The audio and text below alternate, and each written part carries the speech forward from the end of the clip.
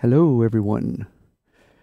Sorry for starting a bit late. I have this weird problem with my Mac where I use a trackpad, and my trackpad just it it it gets stuck in a mode, like a click drag mode, and so whenever I move around, it will randomly drag windows with it. So let's see how smoothly this goes. Okay, so um, I'm going to cover a bunch of things in this live stream, but really where this started was that Hornet is having a sale, and I thought I would pick up their tape plugin. But I have a lot of other tape emulation plugins, and so when I'm considering a plugin for purchase, first of all, I like to try it if I can, if there's a demo, to see what I think of it, of course, but also I like to, if I have plugins that are similar to it, I like to compare it to plugins that I have that are similar to see how similar it is and if there's something about it that might make it worth having as well, because even though it's a tape emulation, it will probably sound different than my other tape emulation. So to what degree, and is it something that would be useful? So I put this little test track together here to compare the two tape emulation plugins. And there was another thing on my to-do list, which was I wanted to play around with the new Pro-L2 limiter from FabFilter because I wanted to explore using it as kind of a first stage limiter before the main output limiter, which right now I'm using limitless, and I really like using limitless for that because it has a lot of control and it just sounds really good. But I was thinking, you know, maybe Pro-L, I could use it as kind of a pre-limiter somehow. So I thought I would experiment with that as well. And so that kind of turned into kind of a list of things. So I'm just going to show you, well, one small thing that I said I was going to mention was with respect to a quirk around this ISOL8 plugin. Now, this is a free plugin from TBPro Audio, and they make this available for free, and it's excellent. It gives you a lot of control over your master bus, and I'm going to be using it to dim the output so I can talk over it because I don't have like a ducking circuit set up right now. So let me just run through the setup here so you know what we're dealing with. I have 3 tracks. Drums are with BFD, so it's just an acoustic drum kit. I'm using IK Multimedia's Moto Bass for a bass line, and I'm using Cable Guy's Curve 2 synth. And the reason I'm using Curve 2 is because someone was talking in a thread on KVR about how they're thinking about buying the bundle that's on sale, but they're not that interested in Curve 2. And I thought that was interesting because I think Curve 2 is a really cool synth. It's got a really unique workflow, and you get a lot of cloud-based presets with it. So it's a really top-notch synth. So I thought I would just bring it up and mess around with it. So it ended up being these 3 tracks. So let's just listen to them one by one just so you hear. Basically, they're not going through anything, and they're just going through limitless. And limitless is just set to just boost the output a bit. It's just starting to limit. I think we're getting a loudness of around 14 or something like that. It's a little higher than I usually like to have audio, but I want some limiter action, so I'm boosting it a bit. Then it goes through this meter. So if you're not familiar with this, it's Nugent Audio's Master Check. So this is going to show you the loudness, and this is going to show you the PLR, which is in effect, it's the quote dynamic range of the audio. And this will be important for me because I like to try to get as much PLR as I can. And of course, when you add tape and other limiting and stuff, the PLR will go down. So I want to keep an eye on that. And then it's going through ISOL8, and I just have ISOL8 kind of set to null, and I'm just going to use the dim. But I came across a quirk in ISOL8. So what I'm going to do is first I'll just play these tracks one by one. so you hear them, and then I'll play them all through Limitless, and we'll talk about the quirk that I found in ISOL8. So here's the drums. Oh, see, it's doing the drag thing. Sorry. See, this is the problem with my trackpad, where I basically lose control.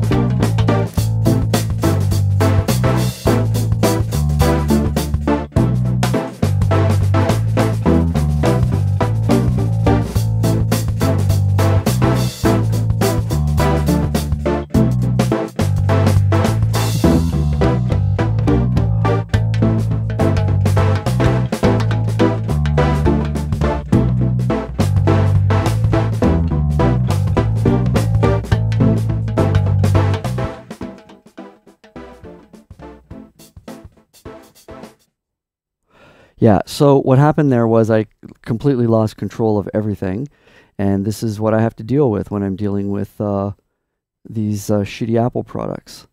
I don't know if it's the software, I don't know if Logic is doing this, I don't know if the trackpad's doing it. I had the original trackpad, and I ended up getting the trackpad 2, hoping that that would cure it, and obviously it isn't. So, sorry, you'll just have to bear with me. This is, it's an Apple problem. All right. I'm not sure. I lost a lot of volume on the... Oh, because it's dimmed. All right, I'm going to undim it, and then we'll go through the tracks.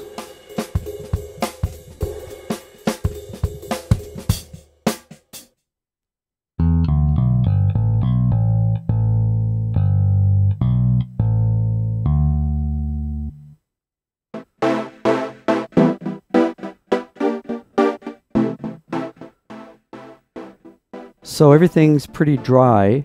There's no effects on it, anything. It's got a lot of dynamics, and that kind of chord thing going on with Curve 2 just kind of helps fill in some space. Okay, so the quirk, I was talking about a quirk with respect to ISOL8, and I'm going to undim it and watch the output meter here in Limitless. I have a ceiling of -0.6, and I have all of the inner sample peak stuff on, so this shouldn't go higher than -0.6. All right, so I'm going to unmute it, watch that level. I have the crossover filters bypassed, and I'm going to unbypass them, and then watch the output.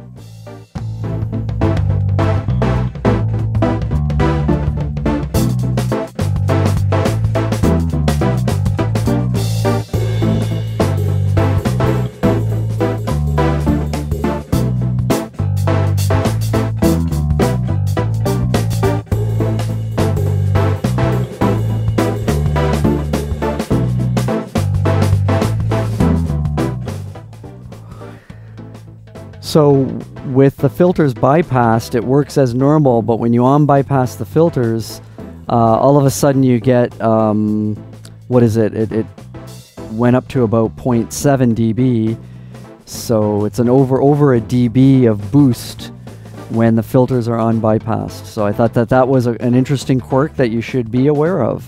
So always make sure your filters are bypassed to preserve the level output, and I don't know, maybe that's a bug. Okay, so now that we got that out of the way, let's talk about this feature in Pro-L. All right. So I have it muted. Let me stop the music here. Okay. So I have it muted. Now, what you obviously saw that I'm using Limitless as the output limiter, and it's not working very hard, but it is catching the peaks a little bit. Now I've got Pro-L before it, and you can see I have a gain of +10 or +11, which sounds extreme. So what I'm going to do is I'm going to drop this, and I'm just going to kind of walk you through what I've been playing around with here. So there's some interesting features in L2 on the output. There's this 1-to-1 feature, which essentially is an automatic gain. so that as you increase the gain, the input gain, it will decrease the output gain. I'm actually not sure what it does, because it's not decreasing the output gain, but what it is doing is it's matching the input to the output, at least in terms of loudness. So so that's really good, and you see that in some limiters, and that gives you the ability to better compare the unlimited input to the limited output, so that you can hear the difference. So I'll run it. Let me just make sure that I have this unmuted. Okay, and then we'll turn Pro-L on. So right now I have the one-to-one off, so I'll just use it like you normally would. I have a little bit of a ceiling, just a little bit, and true peak is on, oversampling is on 4x, and you can see the settings here. So I'll just run this, and then this will just work like a limiter would. As I increase the gain, it'll get louder.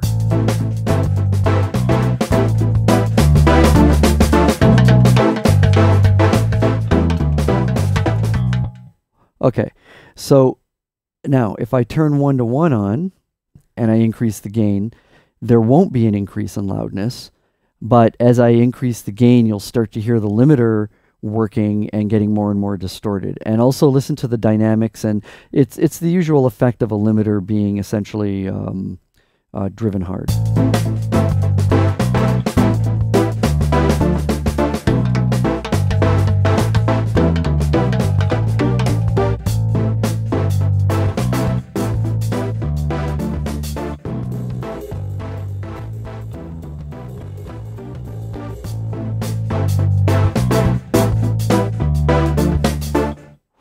So it's working pretty good to keep an equal balance so that you can hear the limiting effect coming in, and that's really useful. In a way, it lets you use the limiter more like an effect, and that's kind of what we're using it. I'm using it for here as a bit of like a limiting effect before the main master limiter. But now the really cool thing is this new Audition feature, and you can see the help text up there. It says if it's active, the processed output is subtracted from the input to audition a delta signal, the actual gain reduction that's being applied. This can give a good indication of when and how much limiting is going on.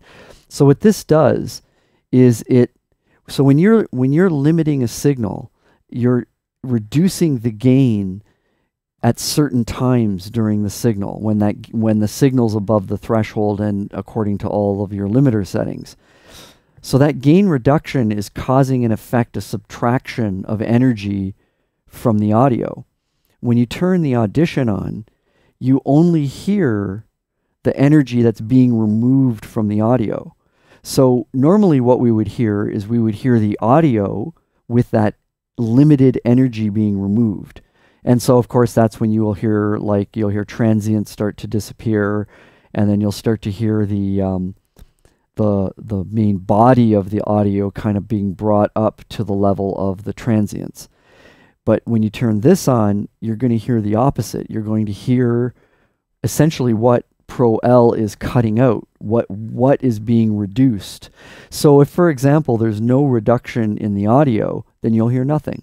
So I think you get the idea, and I'll just run the audio. I'll leave it on one-to-one. I'll run the audio, and then I'll start turning this gain up. I'm going to turn the help things off here. I'll bring the gain up, and you'll hear nothing because there will be no gain reduction, I don't think. But as the limiter is working and the red band shows you when the gain reduction is happening, that's the audio that you'll hear. You're going to hear the audio that's inside of the red filled area, as opposed to what we normally hear, which is the audio with the red filled area being subtracted out of it. It's very cool. So here. So of course we're not hearing anything. And then once we get the level, yeah, see, there's some transients coming through. See, this transient here caused that gain reduction. And so we're hearing these little gain reductions. We're hearing the audio within those little gain reductions. So what you're listening to is you're listening to effectively the audio that's being subtracted. So that's really cool, because what I'm using it for is to so that I can hear what's being subtracted. So then when I compare it, I have a better idea of what I'm listening for. So let me get a little bit more gain reduction going on.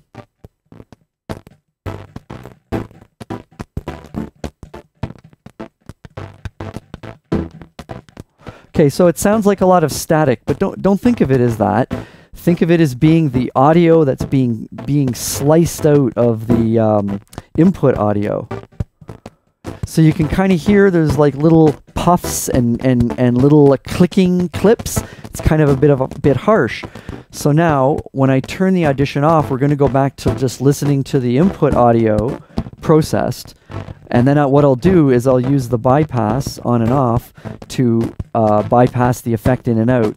And so now that you know what the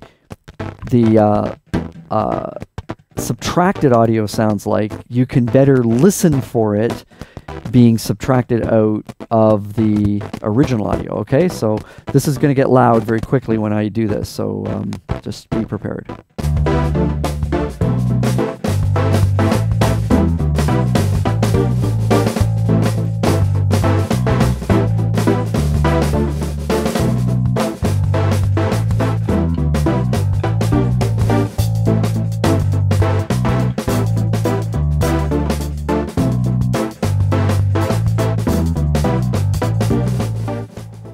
Okay, so I'm not sure if it will come through over YouTube, but what you want to listen for is the punchy dynamics, like the really strong transients.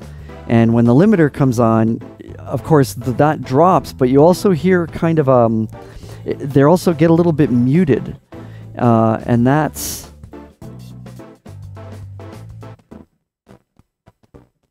the harshness aspect of what you're hearing here being removed from the audio, along with those transients.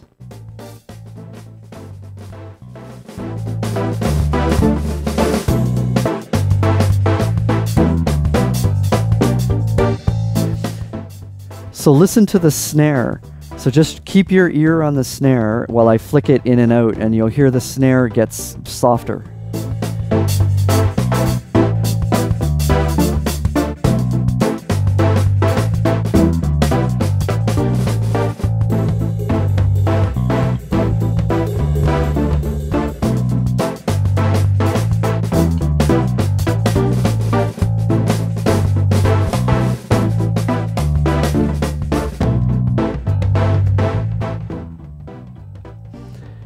So what's cool about this now is now you can listen to the audio that's going to be removed from your sound.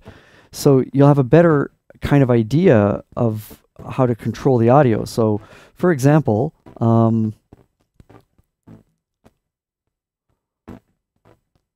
let's just get some rhythmic limiting going on here.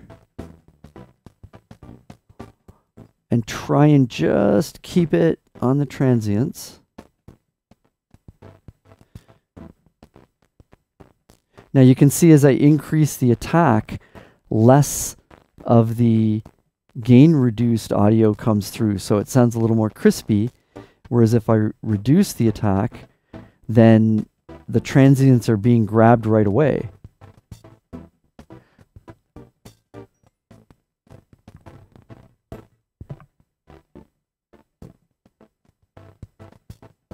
So I want to leave some transients to get through.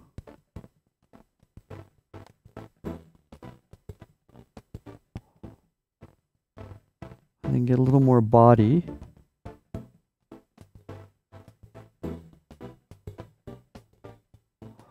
Okay, now let's listen to what the effect of that is in and out.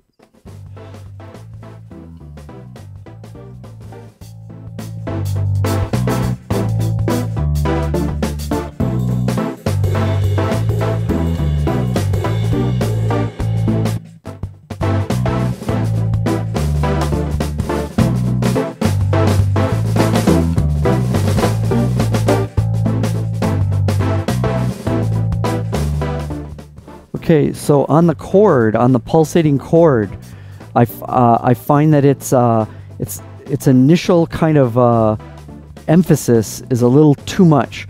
So I'm going to try to use this technique to help me figure out how much limiting to apply to help control that chord. It's not really a transient because it's longer than a transient, but the initial kind of woof of the chord I find is a little loud. So first let's listen to that, and then what I'll do is I'm going to go in and I'm going to try and control that.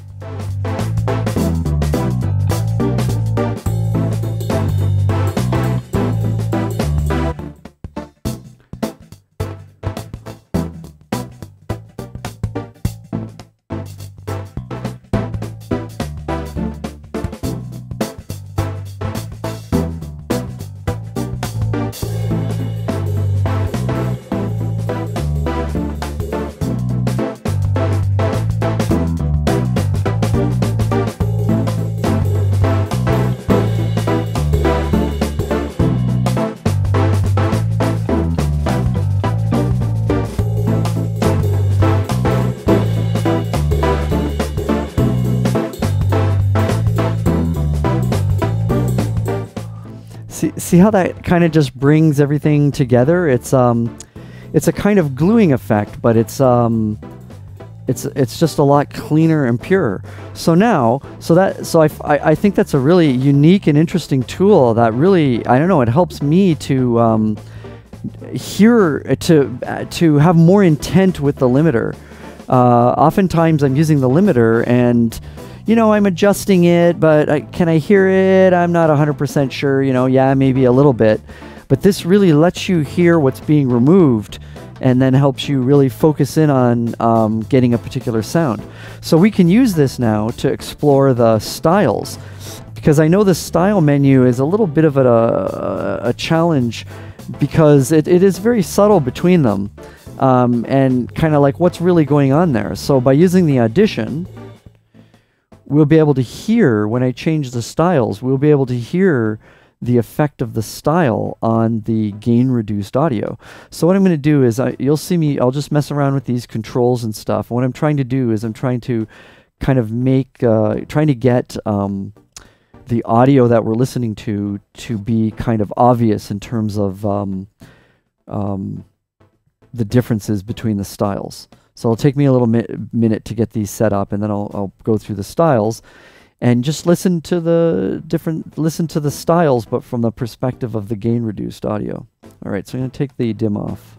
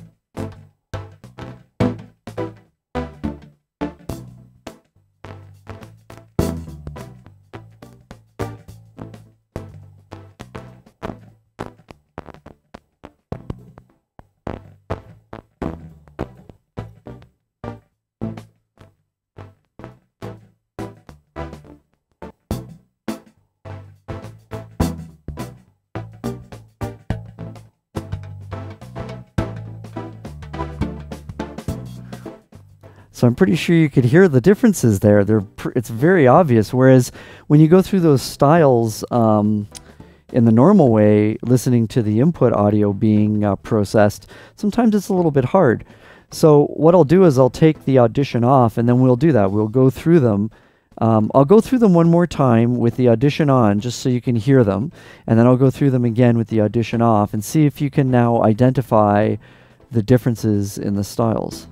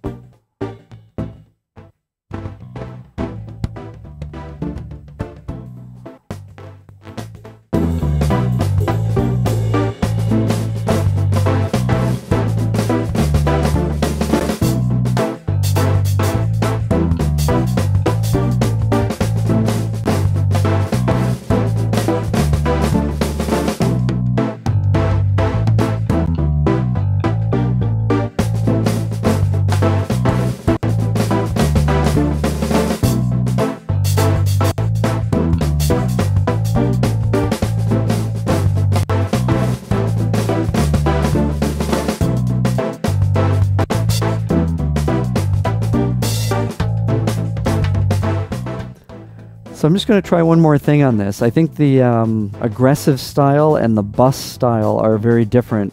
Aggressive has that really crispy kind of gain reduction, and bus has a much smoother one. So let's listen to those two with the Audition, and then let's listen to them again. I'll switch back and forth between them with the Audition off and see if you can identify the differences.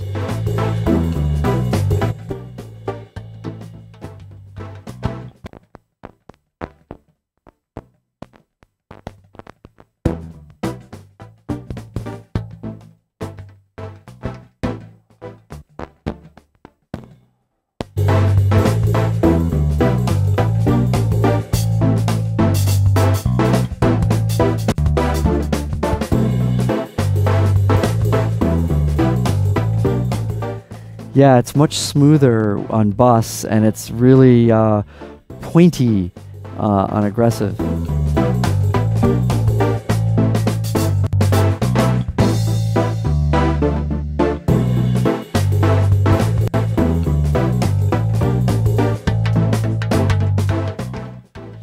Okay, so that's all I wanted to show you in Pro-L. So let's get to the tape emulators here.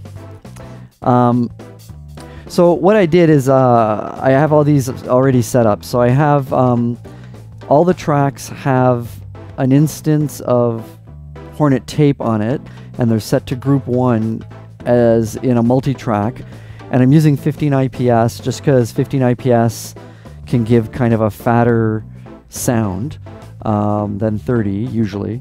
And I just have kind of the defaults and auto gain on. So you'll see that I have a Hornet Tape. These are all grouped together, and then there's a Hornet Tape on the output, which is not in a group, and that's acting kind of like a mastering machine.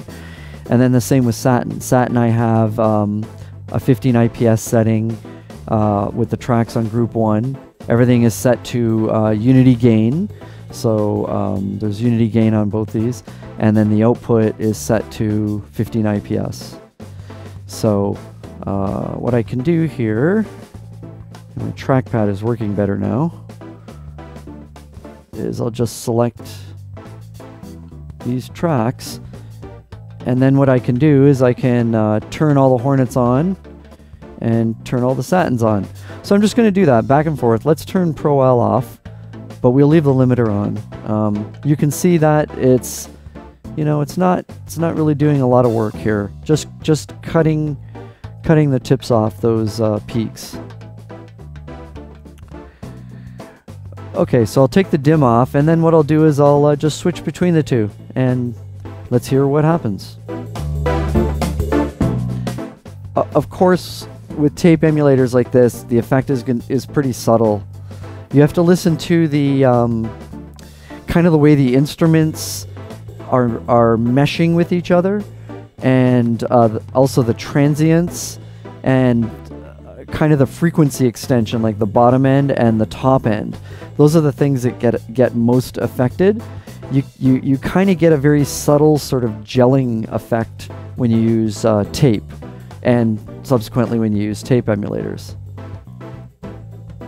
Alright, so let's take the dim off and do this.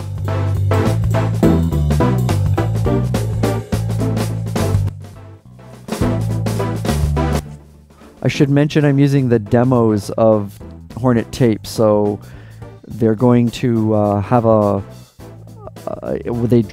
they have a dropout every once in a while, so you'll hear these dropouts. That's just the demo mode.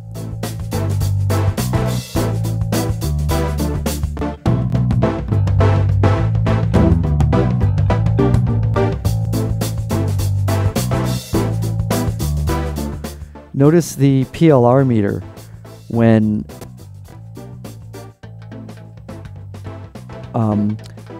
the tape is off, we're getting a PLR of around 12.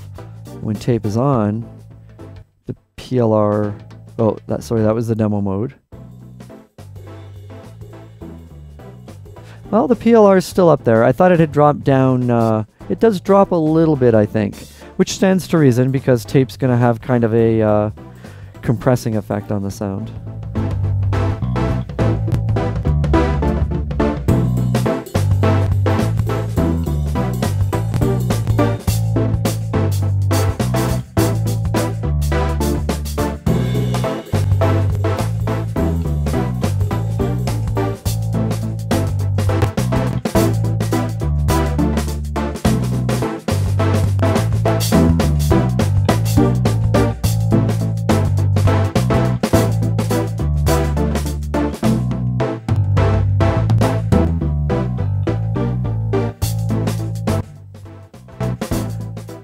So hopefully you can hear that. They both have this gluing effect, and there's a little bit of an effect on the frequency response and a little bit of a muting of transients, very subtle.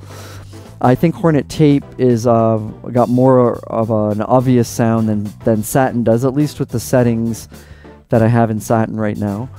Another thing is on the Hornet ones, I actually have tape hiss on, and I could hear the tape hiss. Let's turn that off. I actually don't mind tape hiss, but I'm just going to turn it off, and I'm also going to turn it off on the UHI. Okay. Just do another comparison back and forth just for good measure.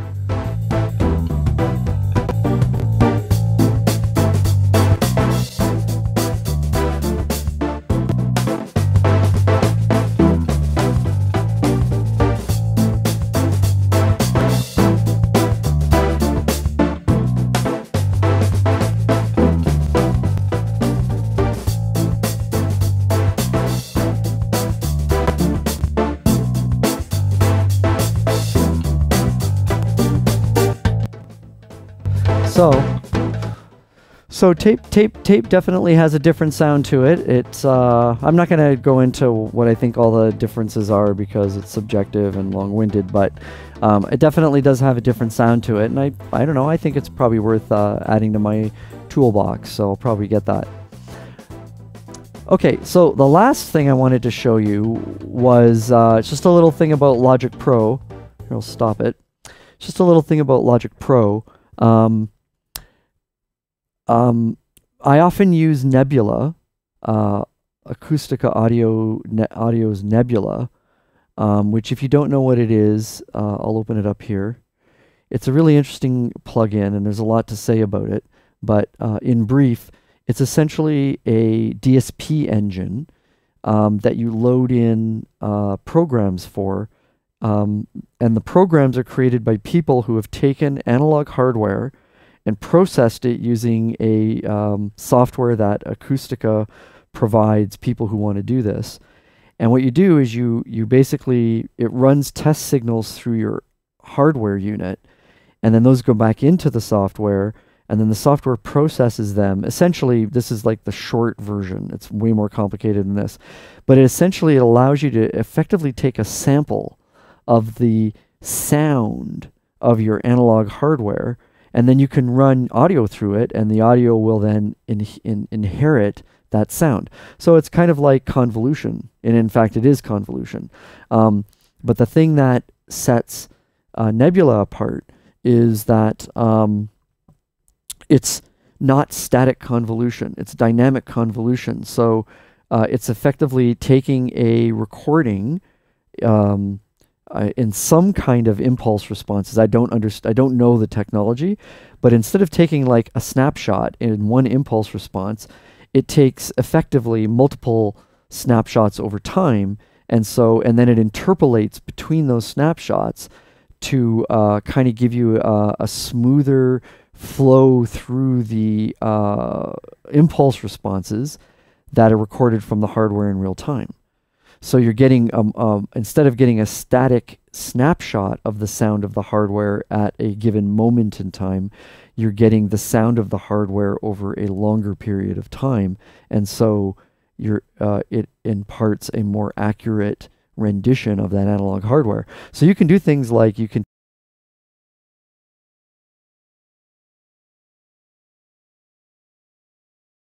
take a snapshot of your EQ, your hardware EQ, and then boom, you just load it up in Nebula. Or you can do reverbs and delays. You can do modulation effects like phasers and choruses and stuff like that. It'll also do compressors, which is a whole other kind of mode that it does. So it'll actually kind of record the action of compressors, and then you load them in. So essentially what you end up with is a giant library after you've spent a lot of money of these programs that are provided by third-party vendors.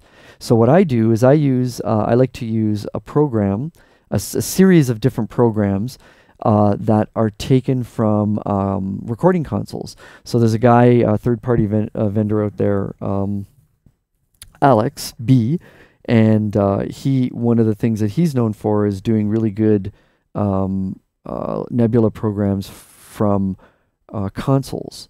So I have some of his consoles. I'm going to try to open them up. I'm having another there. I'll just use this. Here, let me move this out of the way. We'll close this. Okay, so this is a menu that comes up from Nebula, and it shows you all your programs. So you can see I've got consoles, I've got dynamics, so these are all different compressors. Here's Tim P, he's another vendor. EQs, preamps, tape, time, tube things. So what I'm going to do is I'm going to open up an Alex B console.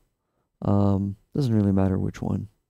We use this Neve 5088.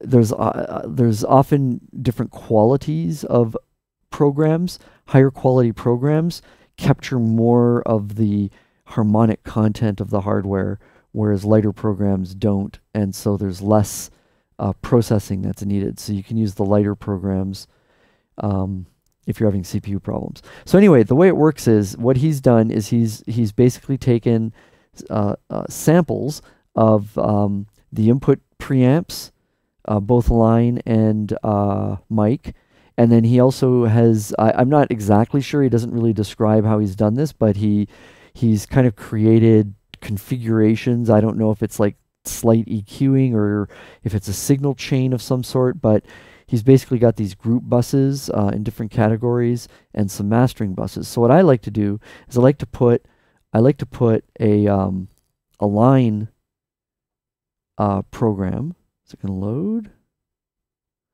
Yeah, there it's loading. And there's no controls with this. It's just a recording of, it's just a sample, we're going to call it, of the sound of the preamp of this console. So even though there's faders here, actually these are not in use. The user interface for Nebula is not very good. There's some reskinning that can be done, but in this case there's no parameters. You just load it up and there it is. Now, of course, I want this on all my 3 channels here. So the problem with the way that logic worked in 10.3.2, which was the previous version, 10.3.3 just came out like a couple of weeks ago or a week ago. So, and I just discovered tonight that they added a feature, and I actually sent them feedback on their feedback site about this feature. Now, I don't know if this was in a response to my feedback about it, or if other people had asked for this, but I came upon it by accident. Logic did not do this until this version, which came out 2 weeks ago. So it's very cool. So what I would have to do in the old version is I'd have to use the Option key and copy this across. And every time you copy it, it has to kind of reload it and reload the program, so there's a delay. So now if I've got like a big project, it's going to take a long time to do that. Now one thing that Logic did let you do in the previous version was if you had plugins in a row like this and you highlighted multiple tracks. Here, I'm just going to make a copy of that there, because what I'm going to show you here is, so what you could do in the previous version is you could say no plugin, and it would delete all the plugins that you had in the tracks you had selected in that row. That was very handy, but there was no way to add a plugin.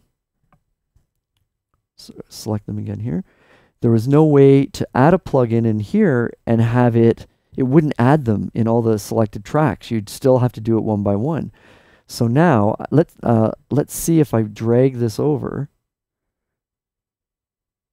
Oh. Okay. I think it's going to do it. Oh, it didn't do it. All right. So if you drag it over, it doesn't work. Watch, it won't work. Okay, I'll just try instantiating it. And this is what I discovered by accident, that when I instantiate it on multiple selected tracks, it instantiates it across all the tracks. So that's awesome. That just saves so much time. Although I suppose I have to, yeah, see, it did. I suppose, though, I have to... I wonder if I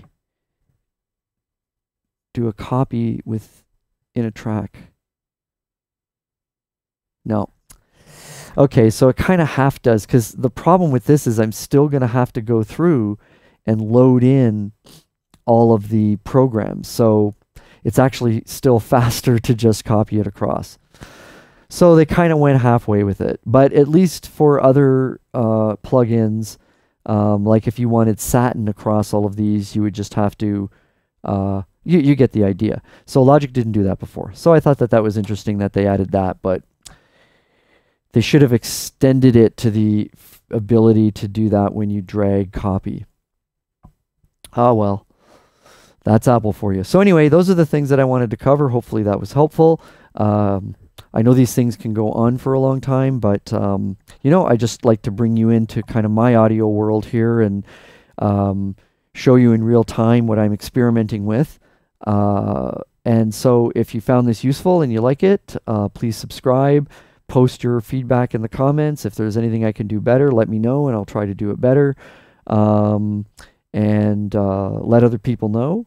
And all the live stream videos do end up as regular videos. So if you ever want to go back, you can. And we'll hope to see you on the next live stream. Thanks a lot.